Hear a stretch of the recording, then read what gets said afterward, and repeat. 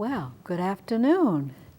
Mark Hackley, I'm just so happy to have you, and I'm so glad that Joanne DiMaggio recommended that I have you on my show. So welcome. Well, I'm glad to be here, Hilda. Wonderful, Thank you very much. wonderful, wonderful.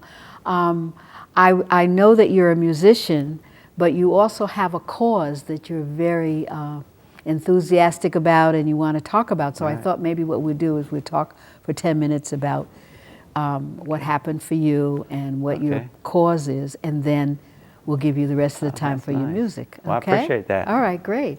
So I'm looking at this poster, and you were talking about in the poster that you were playing music, and you started having pains in your calf, right? That's right. Yeah, and what happened after that? Well, what happened a little bit after the show, I just noticed that there was a really sharp pain, or kind of a dull sharp pain in the back of my calf. I didn't realize what it was, so we were going to a party afterwards for a friend of mine who was having a birthday party, and we went to the party and everything was still okay, except I still had that pain in my calf. And I didn't think anything about, blood clots or anything like that at that time.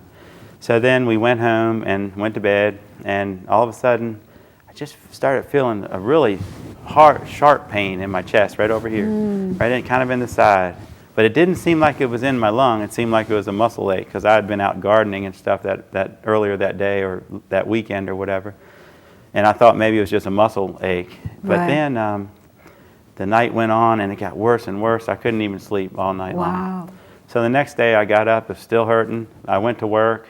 I told my boss about it, and he joked about it. He goes, "Oh, you're probably just having a heart attack. Don't worry about it." So Great. Then luckily one of the other workers, the secretary worked there, she said, "Mark, you better go to the doctor and just have it checked out." So I said, okay, but I wasn't even going to go. I was, I'm kind of like a cowboy type, Right. Where I'm tough, I can tough it out. Right, it's not that bad. Right. But anyway, I decided to go, and I went to the doctor, and of course when you go to the doctor, what happens? You don't have the pain. Exactly. I didn't have the pain. Oh my goodness. And he said, well, were you did it hurt when you breathed? That's what he said. And I said, yes, it did. It hurt when I breathed in. He goes, well, we want to check that. So he sent me to the hospital, and they did an x-ray, and they actually caught something that didn't look right. So then they actually did a CAT scan, and with the dye that they put through you, and they were actually able to see that I had a blood clot in my lung, which they call pulmonary embolism. Wow. And when that happened, they said, hey, we got to get you under control. Absolutely. So they pumped me up with blood thinners, and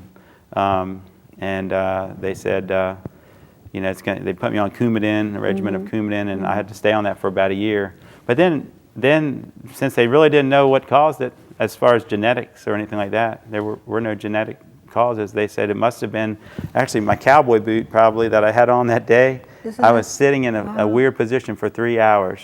Wow. And it probably was going up against my calf, and it blocked off the blood flow. That's something. Well, pulmonary embolism usually is fatal. 1 out of 3 people I found afterwards, I discovered. You are lucky. Very lucky. Yeah. And that's why I kind of want to tell other people about it, maybe through my music somehow, since that's how it happened. Right. And actually next year I'm planning a Man on a Mission tour, I'm calling it. Wonderful. And I'm trying to come up with sponsors and venue opportunities right now where I could actually do a summer show and tell people all over the place at free community concerts across the Southeast about DVT and PE and how they can prevent it. Well, that's wonderful. But because I think it's important for us to be aware of those things. It's very important. Because I noticed on this folder that you have, you said something about steps to prevention. Walk and stretch your legs often, especially during extended trips by plane, train, and automobile, long hours sitting behind a desk, lengthy periods of bed rest in any type of tight or cramped situation. And I find myself thinking about that. I mean, I drive to Connecticut like I'm going around the corner because my mom lives there. Right. And that's an 8 to 10 hour drive. And I never think about it. I stop every couple of hours. That's good. And stretch my legs, but still, you don't think about that. Yeah, they told me you need to get out every hour and a half, 2 hours and stretch. So if you're doing that, that's a good prevention. Right, but it's something that we don't often think about. No, you don't. And the fact that you are a musician then you have that talent that you can get out there and share your music and tell the world about this. Because I think it's, as I said, as a retired nurse and a health educator, I remember working in the hospital and somebody having a pulmonary embolism. They weren't usually so lucky. Right. Yes. You know, exactly. and the fact that you didn't go to the doctor right away. Exactly. You know? And I may not have gone, and Right. some people won't. Yes, exactly. And that's exactly. what I want to try to tell them, what the signs are. So if they feel these, like all of a sudden they have a pain in their leg and then they have one in their chest, Right. you might should go to the doctor and get checked out. Something to look at, right. And in the September of 2008, the Surgeon General of the United States, he came out with a thing called Call to Action for blood clot awareness, because wow. the situation is such a prevalent issue right now. And the baby boomers Yes. are growing older all the time, and it usually happens with people over 40, but it can happen. I've gone to different seminars now about it since I've been involved with it, and it can actually happen to kids. You know, Wow. it doesn't have to. You don't have to be old to have one of these things. But it's not something you even think about. You know, that's amazing.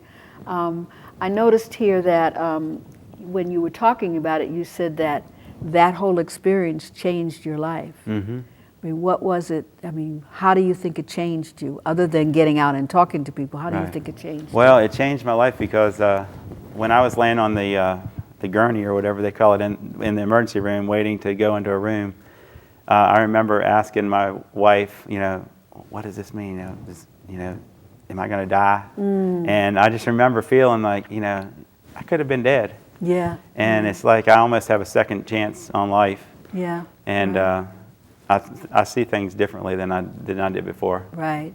You know, it's often that kind of thing is what makes us change the way we deal with our lives. Because I remember when I had my surgery for cancer, I found myself realizing that I have to enjoy the moments. You know, not racing around here trying to get all this stuff done. Enjoy the moments. Exactly. And I had to really do that because I was raised that you're supposed to get out there and earn a living and you work hard, and so that was my life. And then all of a sudden I realized, wait a minute, Hilda, you need to start, you know, as they say, stop and smell the roses. Exactly.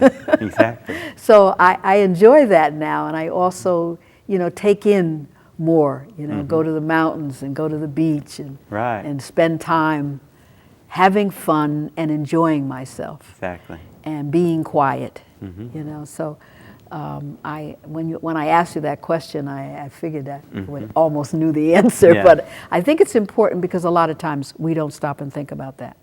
We're so rush. Yes, and also we're so oriented to accomplishing things that we don't stop and think about the time that we need to spend with someone. You know. That's true. Yeah. That's so true. I'm glad that happened for you in a sense. I mean, I'm not saying that it happened to you, but often those kinds of things do change us and make us look at, you know, how we look at our lives. Exactly. Yeah. At that time, I was in a job where I guess that was after it, but before that, I'd been in a job where I traveled a lot, and my family probably came second, you know, because I was out traveling all the time. Right. And I've got a little 12-year-old, and you know, they grow up so fast. Oh yes. Oh yes. So you've really got to have your priorities in order. Yeah, and lots of times we don't get that second chance and realize, oh, maybe I should have changed that. Yeah, it's often we get this a wake-up call. You know. Wake-up call. Yep.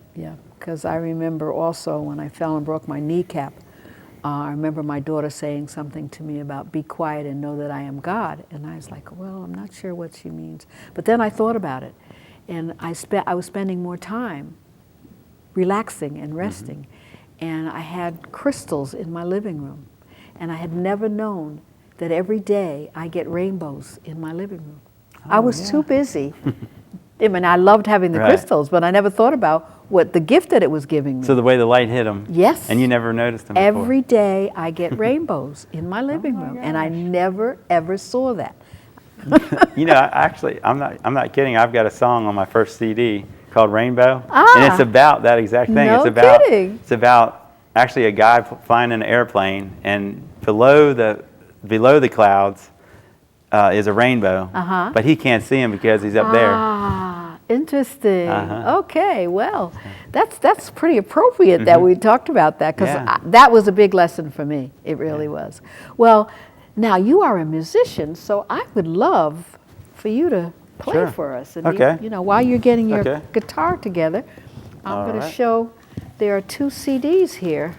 We have Family Man in Crisis, and we have Mark Hackley Hurricane.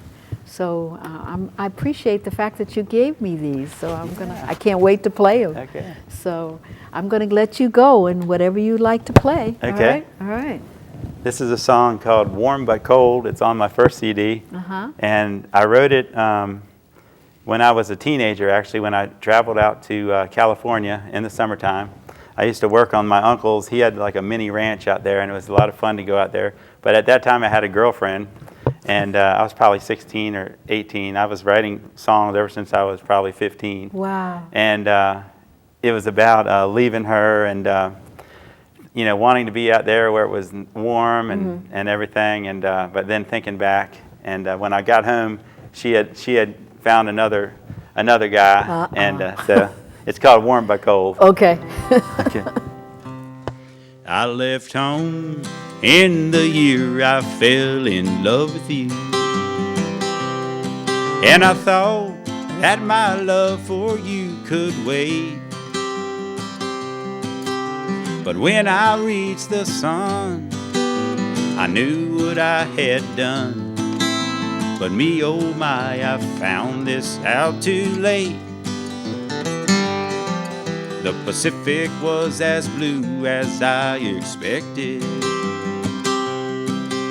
The sky was clear and the sand was gold as gold. An eastern car drove by, almost made me cry. The weather there was warm, but I was cold. It was warm, but I was cold. The days flew by, but time passed slow.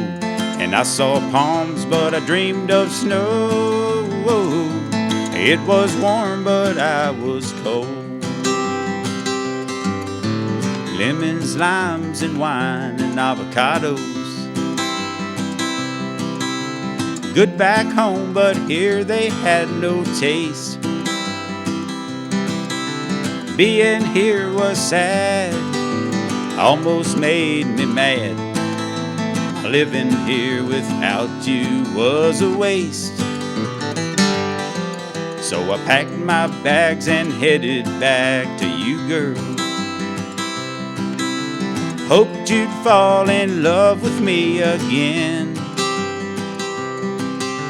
Found out you were gone, I stayed away too long.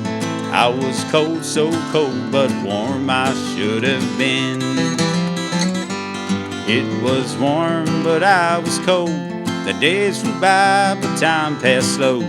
And I saw palms, but I dreamed of snow. It was warm, but I was cold.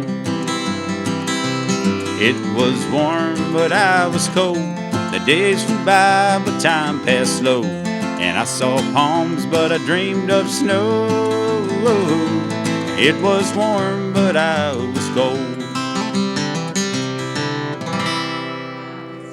You know, when you were singing that, I found myself thinking about the words, because I'm a poet. Oh, okay. And I've always wished I could write a song. Oh, I bet you can if you're a poet. I mean, I write poetry, but I just don't have that knack with the song. Well, you write the poems and I'll put the music to it. Hey, it sounds pretty good there. Okay. But I like that. I was warm, but I was, what was it now? I was warm, but it was warm, but I was cold. It was warm, but I was cold. That's just so pathetic and yet so wonderful about it. You know what I'm saying? That was great. Oh, thanks.